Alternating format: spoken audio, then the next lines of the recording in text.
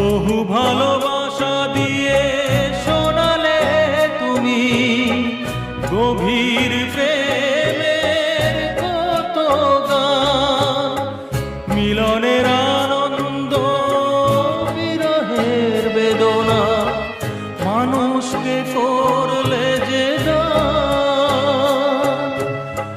বন্ধুর কত ত্যাগ, শত্রুর ছলনা নিয়ে কত গান গেলে অবিরাম, তোমাকে জানাই প্রণাম।